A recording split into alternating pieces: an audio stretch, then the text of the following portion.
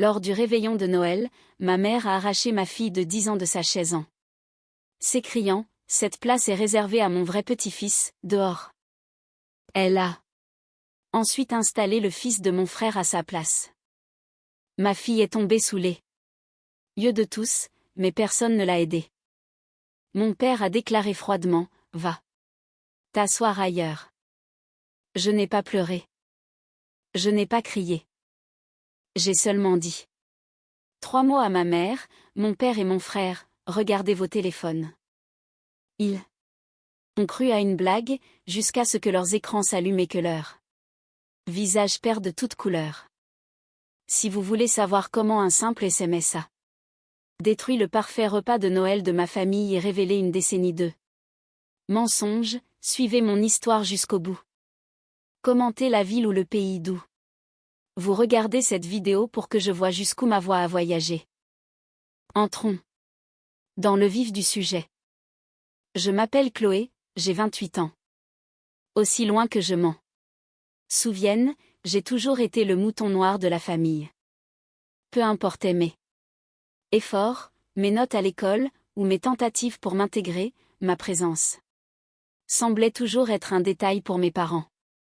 Le centre incontesté de leur univers était mon frère aîné, Antoine. C'était l'enfant prodige, celui qui ne pouvait rien faire de mal. Si Antoine se griffait le genou, c'était une tragédie familiale. Si j'accomplissais quelque chose de monumental, cela recevait tout juste un signe de tête poli et désintéressé. Mais cette dynamique est passée de blessante à toxique il y a 10 ans, lorsque j'ai adopté ma fille, Lily. Je suis tombée amoureuse d'elle dès la première seconde où je l'ai tenue dans mes bras. Mais pour mes parents, ce n'était pas du sang. Ils l'ont traitée comme une étrangère, réservant toute leur affection à la famille d'Antoine.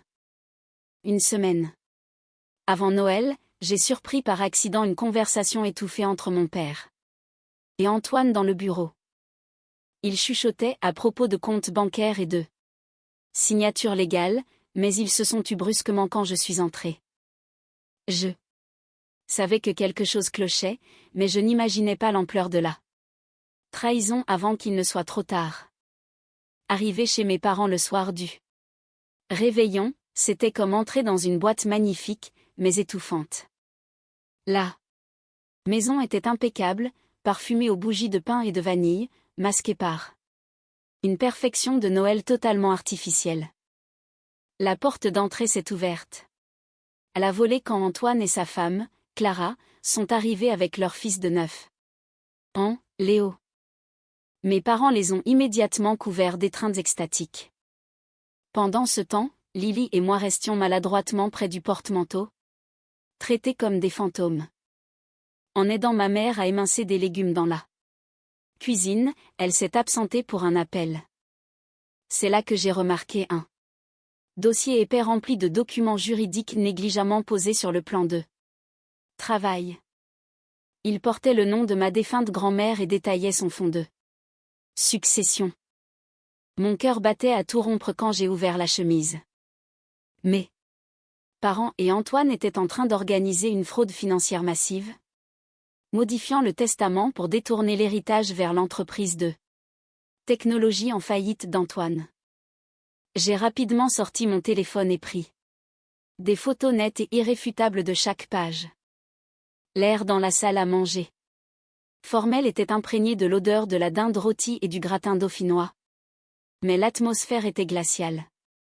Nous nous sommes rassemblés autour de la table, en acajou, dressée avec de la porcelaine fine et du cristal. Ma fille de 10 ans, Lily, a trouvé une chaise décorée et s'est assise, ignorant tout des règles tacites de cette maison. Avant même que je puisse lui dire de bouger, le visage de ma mère s'est crispé de fureur. Elle a marché vers elle, l'a arrachée violemment de son siège par le bras et a sifflé « Cette place est pour mon vrai petit-fils, dehors ». Sans hésiter, elle a installé Léo, le fils d'Antoine, à cette place volée. La force du choc a pris Lily au dépourvu. Elle a trébuché. sur le tapis épais et est tombé lourdement sur le parquet ciré, devant toute la famille. Son verre de jus de pomme s'est brisé, renversant du liquide collant sur sa robe de fête. Je suis restée figée d'horreur, attendant que quelqu'un aide cette petite fille en pleurs. Mais personne n'a bougé. Mon père a lancé un regard noir à Lily en disant froidement, « Va t'asseoir ailleurs. » Antoine et Clara souriaient avec suffisance, ajustant la serviette autour du cou de leur petit prince. Je suis allée vers ma fille tremblante, j'ai essuyé ses larmes, nettoyé sa robe avec une serviette et l'ai guidée vers une petite chaise pliante dans le coin de la pièce. En me relevant, j'ai regardé les visages satisfaits d'eux, mes parents et de mon frère, et quelque chose a basculé en moi. La douleur et le besoin de leur approbation se sont évaporés, remplacés par une clarté glaciale. J'ai réalisé que je ne leur devais plus rien.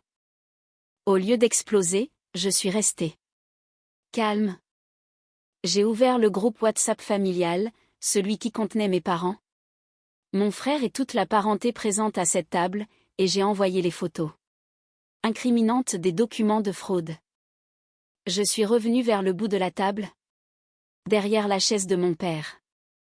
Un silence de mort a envahi la pièce quand ils ont remarqué que je refusais de m'asseoir. J'ai regardé ma mère, mon père et mon frère droit dans les yeux et j'ai dit ces 3 mots, « Regardez vos téléphones ». Antoine a ri avec dédain, pensant à une blague désespérée pour gâcher leur repas. Mais soudain, une symphonie de notifications a retenti. Chaque téléphone sur la table s'est allumé. J'ai regardé, avec satisfaction, leur sourire s'effacer. Le visage d'Antoine est devenu livide, il a fait tomber sa fourchette en argent. Ma mère est devenue d'une pâleur mortelle, et les mains de mon père ont commencé à trembler, faisant vaciller son vin. Les proches ont commencé à chuchoter en zoomant sur les photos du testament de ma grand-mère. Les messages exposaient tout, comment mes parents avaient falsifié ma signature légale pour transférer la moitié de mon héritage de 500 000 € vers l'entreprise d'Antoine. Mon père a frappé la table, tentant d'exiger une conversation privée, mais je ne les ai pas laissés se cacher dans l'ombre. J'ai dénoncé ouvertement leur cupidité et leur cruauté devant toute la famille. Abasourdi. Mon père m'a menacé, mais je ne lui en ai pas laissé l'occasion. J'ai annoncé calmement que ces photos n'avaient pas seulement été envoyées sur le groupe, mais qu'elles étaient déjà entre les mains du notaire et d'un avocat spécialisé en fraude financière. Le rapport de force a basculé instantanément. Antoine a presque chuté de sa chaise, me suppliant de supprimer les messages. Son entreprise et sa réputation étant en péril. Je ne lui ai pas adressé un mot. De plus, je me suis tournée vers Lily, je lui ai pris la main, et nous sommes sortis fièrement de la maison, laissant ce dîner de Noël en ruine derrière nous. Alors que nous marchions dans l'air frais de l'hiver, une paix indescriptible m'a envahi.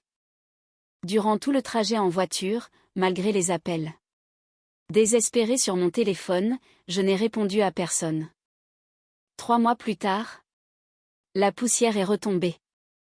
L'audit de la succession a prouvé la fraude, obligeant Antoine à une lourde dette personnelle pour rembourser chaque centime volé. Mes parents font face à des poursuites pénales pour faux et usage de faux. Leur réputation dans notre petite ville de banlieue est détruite. J'ai utilisé ma part d'héritage pour installer Lily et moi dans un bel appartement paisible, loin de la toxicité de ma famille biologique. Protéger ma fille de leur cruauté m'a donné la force de briser enfin le cycle de cette maltraitance émotionnelle.